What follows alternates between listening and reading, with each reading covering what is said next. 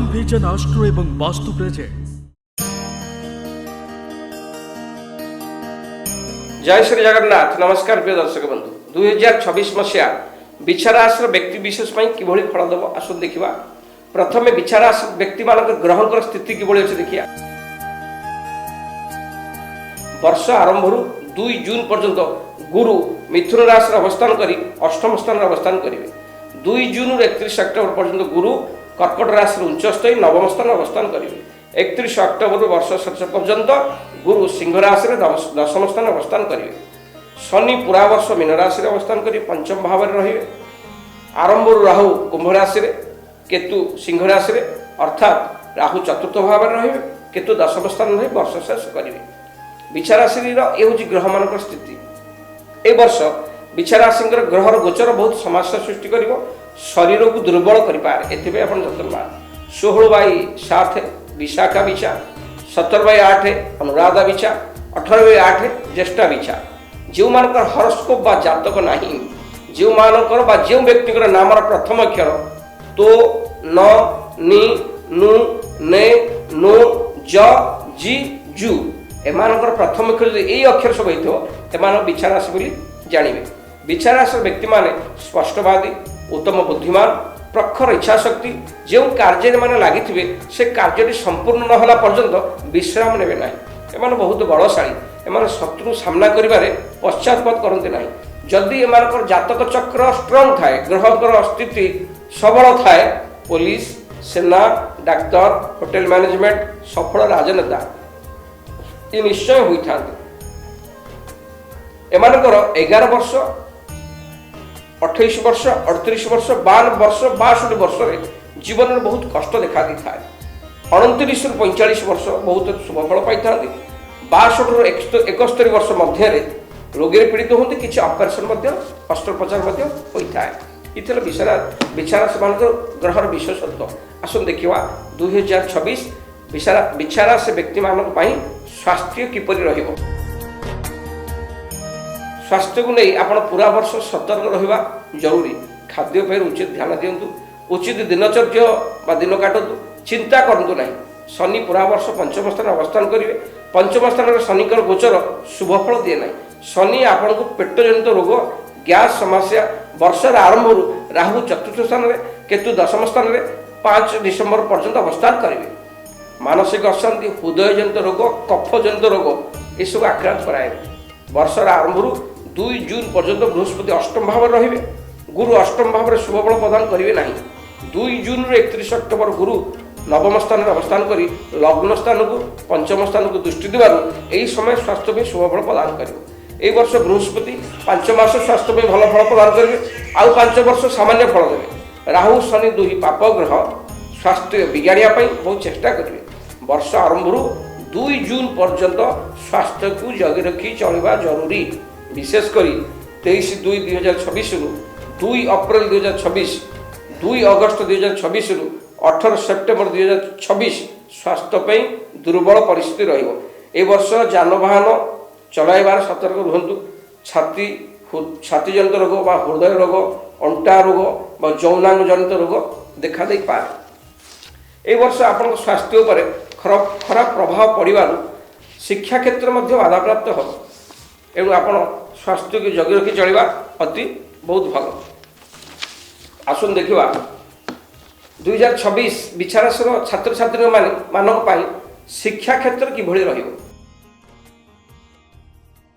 ए वर्ष विचाराशि जिते छात्र छात्री अच्छा से स्वास्थ्य को जगी रखी चलतु, कारण स्वास्थ्य बाधा प्राप्त हेले विद्यारे बाधा प्राप्त हो। चतुर्थ भाव राहुंकर अवस्थान शिक्षा पर समस्या सृष्टि कर। पंचम भाव शनिकर उपस्थिति विद्या क्षेत्र बाधा सह पाठपढ़ा क्षेत्र, मित्रों पाठपढ़ा क्षेत्र और मित्रों सहयोग पाठपढ़ा क्षेत्र में मिल ना। प्रतिदिन आप स्कूल किंबा कॉलेज जाई विद्या अध्ययन करूँ। जदि आप कौन दिन कॉलेज में स्कूल को जाना कौन सांग गोटे नोट मागे सी आपको नोट टी दब ना। आप कॉलेज स्कूल को प्रतिदिन जा जारी रखु। निज सब्जेक्ट को धरी पारे ना जब आप स्कूल को न जी। वर्ष आरंभ 2 जून पर्यंत उच्च शिक्षा कारक बृहस्पति अष्टम स्थान अवस्थान करने द्वारा जो छात्र छात्री माने रिसर्च क्षेत्र डाक्तरी विद्यार कार्यरत बा पाठ पढ़ुଛନ୍ତି ସେମାନେ ଅତି ଶୁଭ ଫଳ ପାଇବେ। 2 ଜୁନ୍ 31 ଅକ୍ଟୋବର ମଧ୍ୟରେ বা 2 ଜୁନ୍ 31 ଅକ୍ଟୋବର ପର୍ଯ୍ୟନ୍ତ ଗୁରୁ ନବମ ସ୍ଥାନରେ ଉଚ୍ଚସ୍ଥାୟୀ ଅବସ୍ଥାନ କରିବା ଦ୍ୱାରା ଏହି ସମୟ ମଧ୍ୟରେ विद्या अध्ययन जो मैंने करुवे जो छात्र छात्री मैंने अति शुभ फल पाइबे। विद्यार कारक ग्रह गुरु ए वर्ष आपन को 2 जून वर्ष शेष पर्यंत शुभ फल प्रदान करिवो। शनि राहुंकर गोचर विचार आसर छात्र छात्री मानक पई विद्या क्षेत्र में समस्या मानसिक एकाग्रता करदेव ना। एणु आपण मानसिक एकाग्रता रखी निष्ठा सहकार विद्या अध्ययन करंतु निश्चय सफलता पाइबे। एथिमे विचारास विद्यार्थी माने निष्ठा एकाग्रता रखी विद्या अध्ययन कले अति शुभ फल पाइबे। आपण निजर सब्जेक्ट उपर ध्यान दियंतु शुभ फल निश्चय पाइबे। आसन देखिवा 2026 रो विचारासर व्यक्ति मानक पई व्यापार वाणिज्य किपरि कटियो। 2026 मसिया विचारासर व्यक्ति मानक पई व्यापार वाणिज्य अति शुभ फल पाइबे। किंतु आपण यदि उचित निर्णय लेवा दरकार। गलत डिसीजन आपण व्यापार रे क्षेत्र पहुंचाइबो। कारण व्यापार क्षेत्र में आपण एक शुभ फल पाइले मध्य आपण निर्णय शक्ति भूल रही आपण बेले बेले व्यापार क्षति सहिबे। एथिपई वर्षर आरंभ धनकारक गुरु 2 जून पर्यंत अष्टम स्थान रहिबे, जहाँ फल आपण व्यापार अत्यधिक परिश्रम करिवे किंतु से द्वारा शुभ फल पाइबे नहीं।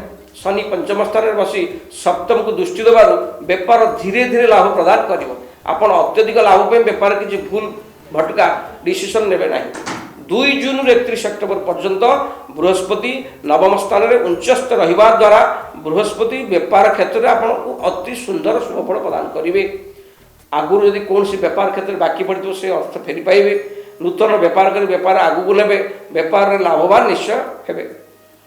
एणु यही समय भितर कौन से अभिज्ञता बा गुरुजन परामर्श नेबा जरूरी। 15 जनवरी 2026 रु 23 फेब्रुआरी 2026 पर्यंत आपणकर राशि स्वामी मंगल तृतीय भाव में मकर राशि उच्चस्थ थिबारु आपण निजर व्यापार को आगू नवा पई प्रचुर मनोबल प्रदान करिवो। व्यापार को आपण आगू नेबे, व्यापार लाभवान मध्ये हेबे।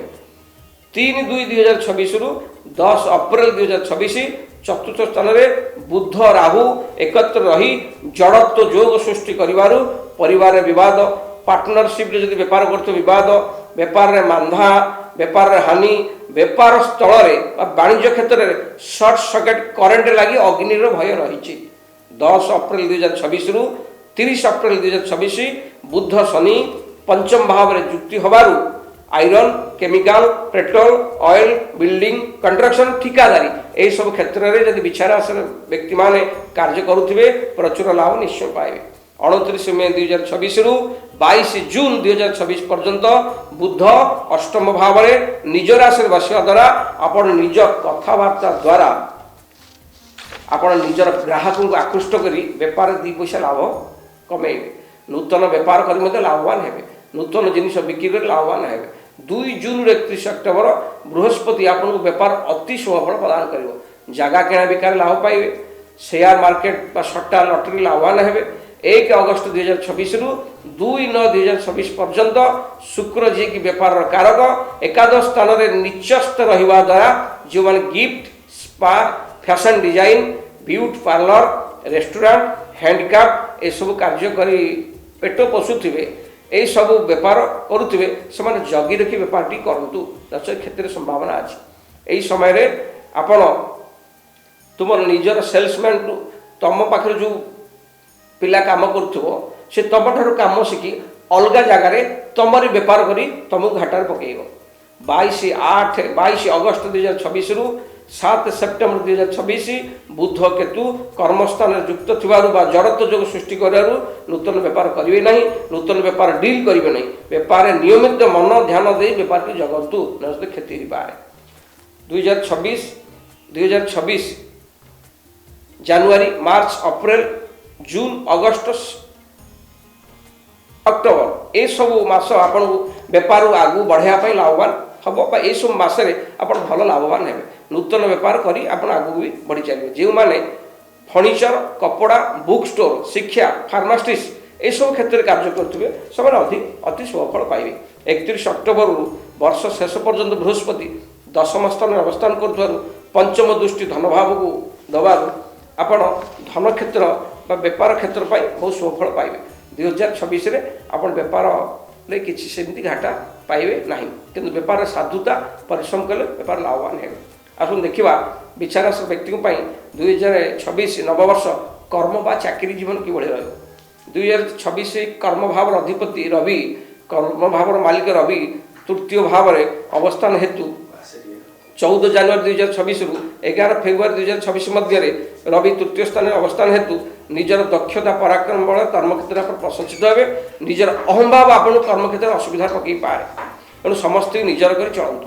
15 ଜାନୁଆରୀ 2026 23 ଫେବୃଆରୀ 2026 ପର୍ଯ୍ୟନ୍ତ ମଙ୍ଗଳ ନିଜର ଉଚ୍ଚର ଆସନ ଅବସ୍ଥାନ କରିବା ଦ୍ୱାରା କର୍ମକ୍ଷେତ୍ରରେ ନିଶ୍ଚିନ୍ତ ନିଯୁକ୍ତି ପାଇବେ। ଆଇଟି, ମ୍ୟାନେଜମେଣ୍ଟ, ମାର୍କେଟିଂ, ରିସର୍ଚ୍ଚ ଏସବୁ କ୍ଷେତ୍ରରେ ଯଦି ଆପଣ ଇଣ୍ଟରଭ୍ୟୁ ଦେଉଥିବେ ନିଶ୍ଚୟ ଶୁଭଫଳ ପାଇବେ।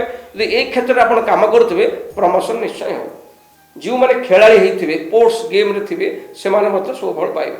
1 ମାର୍ଚ୍ଚ 2026 25 ମାର୍ଚ୍ଚ 2026 ମଧ୍ୟରେ ଶୁକ୍ର ସପ୍ତମ ଦ୍ୱାଦଶ ଭାବର ମାଲିକ ହୋଇ ପଞ୍ଚମ ସ୍ଥାନରେ ଉଚ୍ଚସ୍ଥାୟୀ ଅବସ୍ଥାନ କରୁଥିବା ହେତୁ ଆପଣଙ୍କୁ ମଧ୍ୟ ସେ ବହୁତ ଶୁଭଫଳ ପ୍ରଦାନ କରିବେ। 2 ଏପ୍ରିଲ 2026 11 ମେ 2026 ପର୍ଯ୍ୟନ୍ତ ଆପଣ ମଙ୍ଗଳ ଶନି ଯୁକ୍ତ ହୋଇ ପଞ୍ଚମ ସ୍ଥାନରେ ଅଙ୍ଗାରକ ଯୋଗ ସୃଷ୍ଟି କରୁଥିବାରୁ ଏହି ସମୟ ମଧ୍ୟରେ ଆପଣ ଶାନ୍ତଚିତ ସ୍ଥିର ମତରେ ଆପଣ କୌଣସି ଯଦି ଚାକିରିରେ ଅଛନ୍ତି ବା ନୂତନ ଚାକିରି ପାଇଁ ଆପଣ ଆପ୍ଲାଏ କରୁଛନ୍ତି ମନ ସ୍ଥିର କରି ରୁହନ୍ତୁ। ଯଦି ଚାକିରି କରିଛନ୍ତି ଚାକିରି କ୍ଷେତ୍ରରେ ରାଗ ଜିଦି ଅହଂକାରଠୁ ଦୂରରେ କାମ କରନ୍ତୁ। 11/5/2026 20 ଜୁନ 2026 ମଧ୍ୟରେ ଯଦି ଆପଣ 11/5/2026 11/5/2026 20 ଜୁନ 2026 ମଧ୍ୟରେ ମଙ୍ଗଳ ଷଷ୍ଠ ଭାବରେ ଅବସ୍ଥାନ କରିବା ଦ୍ୱାରା ଆପଣ ଯେଉଁମାନେ ନୂତନ ଚାକିରି ପାଇଁ ଚେଷ୍ଟା କରୁଛନ୍ତି, ଯେଉଁମାନେ ଇଣ୍ଟରଭ୍ୟୁ ଦେଉଛନ୍ତି ସେମାନେ ନିଶ୍ଚିତ ଚାକିରି ପାଇବେ। 2026 ମସିହା ଜୁନ, ଅଗଷ୍ଟ, ଅପ୍ରିଲ, ସେପ୍ଟେମ୍ବର, ଡିସେମ୍ବର ଏହିସବୁ ମାସରେ ଯେଉଁମାନେ tent house, food, IT sector, decoration ସହ କାର୍ଯ୍ୟ କରୁଛନ୍ତି ବା ଏହି କ୍ଷେତ୍ରରେ ଆପଣ ରହି କାର୍ଯ୍ୟ କରି ଜୀବିକା ତୁଲାଉଛନ୍ତି ସେମାନେ ମଧ୍ୟ ଭଲ ଲାଭବାନ ପାଇବେ, ଭଲ କ୍ଷେତ୍ରରେ ଜଏନ୍ କରିବେ। କର୍ମକ୍ଷେତ୍ରରେ କିଛି ସମସ୍ୟା ଦେଖାଯିବ 23 ଫେବୃଆରୀ 2026 2 ଏପ୍ରିଲ 2026 ପର୍ଯ୍ୟନ୍ତ। 23 ଫେବୃଆରୀ 2026 2 ଏପ୍ରିଲ 2026 ପର୍ଯ୍ୟନ୍ତ 18 ସେପ୍ଟେମ୍ବର 2026 12 ନଭେମ୍ବର 2026 18 ସେପ୍ଟେମ୍ବର 2026 12 ନଭେମ୍ବର 2026 এই ଯେଉଁ ସମୟ ଅଛି ୟା ଭିତରେ ଆପଣ କର୍ମକ୍ଷେତ୍ରରେ କର୍ମ ବଦଳାଇବେନି ବା ନୂତନ କର୍ମରେ ଜଏନ୍ ପାଇଁ ଚେଷ୍ଟା ବି କରିବେନି, କାରଣ ଅସୁବିଧାରେ ପଡ଼ିପାରନ୍ତି। ଇଏ ଥିଲା 2026 ବିଚାରାସ ବ୍ୟକ୍ତିମାନଙ୍କର କର୍ମମୟ ଜୀବନ। 2026 ମସିହା ଏ ବର୍ଷର ବିଚାରାସ ବ୍ୟକ୍ତିଙ୍କ ଆର୍ଥିକ ଜୀବନ। ଆର୍ଥିକ ଅର୍ଥ ପଇସା ପତ୍ର କେତେ ରହିବ ବା ଆପଣ କେତେ ଲସ୍ କରିବେ, ଆର୍ଥିକ ଜୀବନ। 2026 ନବବର୍ଷ ଆପଣଙ୍କ ପାଇଁ ଆର୍ଥିକ କ୍ଷେତ୍ର ବହୁତ ଭଲ ରହିବ। ଧନର କାରକ ଧନାଧିପତି ବୃହସ୍ପତି ବର୍ଷର ଆରମ୍ଭରୁ 2 ଜୁନ ପର୍ଯ୍ୟନ୍ତ ଗୁରୁ ଅଷ୍ଟମ ସ୍ଥାନରେ ଅବସ୍ଥାନ କରି ରାହୁଙ୍କ ଦୃଷ୍ଟିରେ ଥିବାରୁ ଆର୍ଥିକ କ୍ଷେତ୍ରରେ ଅଭାବ ସାମାନ୍ୟ ଦେଖାଦେବ। ସନ୍ତାନମାନଙ୍କ ଦ୍ୱାରା ଅର୍ଥ ବ୍ୟୟ ହେବ ବା ସନ୍ତାନମାନଙ୍କ ପାଠପଢ଼ାର ଅର୍ଥ ବ୍ୟୟ ହେବ। କିନ୍ତୁ ବୃହସ୍ପତି ଅଷ୍ଟମ ଭାବ ରହି ଧନ ଭାବକୁ ଦୃଷ୍ଟି ଦେବାରୁ ଧନ ଆସିବ କିନ୍ତୁ ଖର୍ଚ୍ଚ ହେବ। 2 ଜୁନରୁ 31 ଅକ୍ଟୋବର ପର୍ଯ୍ୟନ୍ତ ଗୁରୁ ଆପଣଙ୍କର ନବମ ଭାବର ଉଚ୍ଚସ୍ଥ ଥିବାରୁ ଆପଣଙ୍କ ଆର୍ଥିକ ସ୍ଥିତି ବହୁତ ଭଲ ରହିବ। 31 ଅକ୍ଟୋବରରୁ ଗୁରୁ ଦଶମ ସ୍ଥାନକୁ ଆସିବା ଦ୍ୱାରା ଧନର ବୃଦ୍ଧି ହେବ। ଯେଉଁମାନେ ମ୍ୟାନେଜମେଣ୍ଟ, ତୈଳ ଜିନିଷ ବେପାର ବା ତୈଳ ପଦାର୍ଥ ଜିନିଷ ବେପାର କରୁଥିବେ, ବ୍ୟାଙ୍କ ଏସବୁ କ୍ଷେତ୍ରରେ କାର୍ଯ୍ୟ କରୁଥିବେ ତ ଏହା ମଧ୍ୟରୁ ଆପଣ ଅତି ଲାଭବାନ ହେବେ, ବହୁତ ଶୁଭଫଳ ପାଇବେ। 2026ର ଗ୍ରହ ସ୍ଥିତିକୁ ଦେଖିଲେ ଆପଣଙ୍କର ଆର୍ଥିକ କ୍ଷେତ୍ର ପାଇଁ ଅତି ଶୁଭଫଳ ପ୍ରଦାନ କରିବ। ଆପଣଙ୍କର ଏକାଦଶ ଲାଭ ଭାବର ସ୍ୱାମୀ ଏକାଦଶ ଏବଂ ଲାଭ ଭାବର ସ୍ୱାମୀ शुभ स्थान रहा द्वारा आर्थिक क्षेत्र में अति शुभफल प्रदान कर आर्थिक क्षेत्र किसी असुविधा कर आसन देखा 2026 विचाराश प्रेम और लव लाइफ किभली वर्ष आपणकर प्रेम जीवन को बहुत भल शुभफल दब। वर्ष सारा शनि पंचम स्थान यही संकेत मिलूँ सचोट प्रेम करुवा प्रेमिक प्रेमिका माने निश्चित सफल लाभ करेंगे। जो मैंने हल्का टाइम हल्का प्रेम बट टाइम पास भी प्रेम करुँच निश्चिंत असफल हेबे। भाग्य भाव भाग्य भाव पंचम भाव भावत भाव सूत्र अनुसार नवमाधिपति गुरु 2 जून रु 31 अक्टोबर मध्य आगुरी प्रेम समस्या अंत हो प्रेम क्षेत्र सफलता प्रदान करेंगे। 2 ଜୁନ୍ ରୁ 31 ଅକ୍ଟୋବର ମଧ୍ୟରେ ଆପଣ ପ୍ରେମ କ୍ଷେତ୍ରରେ ନିଶ୍ଚୟ ସଫଳତା ପାଇବେ। ପ୍ରେମ ବିବାହର ରୂପ ନେବ। ଯଦି ଆପଣ ସଚୋଟ ପ୍ରେମ କରୁଥିବେ ଭଲ, ନଚେତ୍ ପଞ୍ଚମସ୍ଥ ଶନି ଆପଣଙ୍କୁ ପ୍ରେମର ଅନୁଶାସନ ପାଠ ପଢ଼ାଇବ। 31 ଅକ୍ଟୋବର ପରେ ଆପଣଙ୍କର କର୍ମକ୍ଷେତ୍ରରେ ବ୍ୟସ୍ତ ରହିବା ହେତୁ 31 ଅକ୍ଟୋବର ପରେ ଆପଣ କର୍ମକ୍ଷେତ୍ରରେ ବ୍ୟସ୍ତ ରହିବା ହେତୁ ଆପଣ ପ୍ରେମିକାକୁ ସମୟ ଦେଇ ନ ପାରିବାରୁ କିଛି ସମସ୍ୟା ଦେଖାଦେବ। ପ୍ରେମର ଭାବାଧିପତି ଦେବଗୁରୁ ବର୍ଷର ଆରମ୍ଭରୁ 2 ଜୁନ୍ ପର୍ଯ୍ୟନ୍ତ ସେତେଟା ଶୁଭଫଳ ଦେଇପାରିବେ ନାହିଁ। ଆପଣ ଏହି ସମୟ ପ୍ରେମକୁ ଜଗି ରଖି ଚଳିବେ। ପ୍ରେମର କାରକ ଗ୍ରହ ଶୁକ୍ର ଆପଣଙ୍କୁ ଏ ବର୍ଷ ଅତି ଶୁଭଫଳ ପ୍ରଦାନ କରିବେ। ଆପଣ ନିଶ୍ଚିତ ଶୁଭଫଳ ପାଇବେ। ତ 2026ର ବିଛା ରାଶିର ଯୁବକ ଯୁବତୀମାନେ ଯଦି ସଚୋଟ ପ୍ରେମ କରୁଥିବେ ସେମାନେ ନିଶ୍ଚୟ ସଫଳ ପାଇବେ। ଯେଉଁମାନେ ଅନୈତିକ ପ୍ରେମ, ହାଲକା ପ୍ରେମ, ଟାଇମ୍ ପାସ୍ ପ୍ରେମ କରୁଥିବେ, ଭଲ ପାଉଥିବେ, ସେମାନେ ନିଶ୍ଚୟ ଅସଫଳତା ଲାଭ କରିବେ। 2026 ବିଛା ରାଶି ପାଇଁ ବିବାହ ଜୀବନ କେମିତି ରହିବ, ବିବାହ ଆପଣ କେବେ କରିବେ? ଏହି ବର୍ଷ ବିଛା ରାଶିର ଅବିବାହିତ ଯୁବକ ଯୁବତୀମାନେ ବିବାହ କାର୍ଯ୍ୟ ନିଶ୍ଚିନ୍ତ ସମ୍ପନ୍ନ ହେବ। 1 ମାର୍ଚ୍ଚ 2026ରୁ 5 ଜୁନ୍ 2026 ବିବାହ କାରକ ଶୁକ୍ର ମୀନ ରାଶିରେ ଉଚ୍ଚସ୍ଥ ଥିବାରୁ ଏହି ସମୟ ଅତି ସୁନ୍ଦର ଅଟେ ବିବାହ ପାଇଁ। 2 ଜୁନ୍ 31 ଅକ୍ଟୋବର ପର୍ଯ୍ୟନ୍ତ ଆପଣଙ୍କୁ ମନପସନ୍ଦ ବିବାହର ପାତ୍ର ନିଶ୍ଚୟ ମିଳିବ। 2 ଜୁନ୍ରୁ 31 ଅକ୍ଟୋବର ମଧ୍ୟରେ ଆପଣ ବିବାହ କାର୍ଯ୍ୟ ସମ୍ପାଦନ ହେବ। ମନ ମୁତାବକ ମନପସନ୍ଦ ପାତ୍ରୀ ଆପଣଙ୍କୁ ମିଳିବ। ସୁନ୍ଦର ସୁଯୋଗ୍ୟ ପାତ୍ରୀ ଆପଣଙ୍କୁ ମିଳିବ। ବିବାହ ଜୀବନରେ ଆପଣ ବନ୍ଧନ ହେବେ। 2 ଜୁନ୍ 31 ଅକ୍ଟୋବର ମଧ୍ୟରେ ଆପଣ ବହୁତ ଭଲ ପ୍ରସ୍ତାବ ମିଳିବ। ଆପଣ ନିଶ୍ଚିନ୍ତ ବିବାହ କରିବେ। ଏହି ବର୍ଷ ଦେଖିବାକୁ ଗଲେ ବର୍ଷ ଆରମ୍ଭରୁ 2 ଜୁନ୍ ସେତେଟା ଶୁଭଫଳ ଆପଣ ବିବାହ କ୍ଷେତ୍ରରେ ମିଳିବ ନାହିଁ। 2 ଜୁନ୍ 31 ଅକ୍ଟୋବରରେ ବିବାହ ପାଇଁ ବହୁତ ଶୁଭଫଳ ପାଇବେ। ଚତୁର୍ଥ ସ୍ଥାନରେ ରାହୁ, ପଞ୍ଚମ ସ୍ଥାନରେ ଶନି ଆପଣଙ୍କୁ ବାରମ୍ବାର ମନରେ ଅଶାନ୍ତି ସନ୍ଦେହ ଆଣିବ, ଯାହାଫଳରେ ବିବାହ ହଠାତ୍ ଭାଙ୍ଗିଯିବାର ସମ୍ଭାବନା ଅଛି। ପଞ୍ଚମରେ ଶନି ଅବସ୍ଥାନ କରି ସପ୍ତମକୁ ଦୃଷ୍ଟି ଦେବାରୁ ଆପଣ ବିବାହ କ୍ଷେତ୍ର ବେଶୀ ଦିନ ନିର୍ବନ୍ଧ କରି ବିବାହ ରଖିବେ ନାହିଁ। ଶୀଘ୍ର ନିର୍ବନ୍ଧ କରିବେ, ଶୀଘ୍ର ବିବାହ କରିବେ। କାହାର କାନ କୁହା କଥା, ପରଲୋକର କଥାକୁ ଶୁଣିବେ ନାହିଁ। ତାହେଲେ ଆପଣ ସୁରୁଖୁରୁରେ ବିବାହ ଜୀବନ ଅତିବାହିତ କରିବେ। 2026 ମସିହା ବିଛା ରାଶି ବ୍ୟକ୍ତି ପାଇଁ ଭୂମି, ବାହନ, ଗୃହ, ଯାନବାହନ ସୁଖ କିଭଳି ରହିବ? ଏହି ବର୍ଷ ବିଛା ରାଶିର ବ୍ୟକ୍ତିମାନଙ୍କର ଭୂମି, ବାହନ, ଗୃହ କ୍ଷେତ୍ରରେ ସେତେଟା ଶୁଭଫଳ ଦେବ ନାହିଁ। ଆପଣଙ୍କ ଚତୁର୍ଥ ଭାବର ସ୍ୱାମୀ ପଞ୍ଚମ ଭାବର ଅବସ୍ଥାନ, ଚତୁର୍ଥରେ ରାହୁଙ୍କର ଅବସ୍ଥାନ, ଯାହାଦ୍ୱାରା ସମସ୍ୟା ନିଶ୍ଚୟ ସୃଷ୍ଟି କରିବ। ଗୃହ ଭୂମିର କାଗଜପତ୍ର ସାବଧାନ ହୋଇ ରଖନ୍ତୁ। ଆପଣଙ୍କ ଲ୍ୟାଣ୍ଡ କାଗଜପତ୍ର ବା ଗୃହର କାଗଜପତ୍ର ସାବଧାନତା ରଖନ୍ତୁ। ହଜି ଯାଇପାରେ ବା ଚୋରି ହୋଇପାରେ।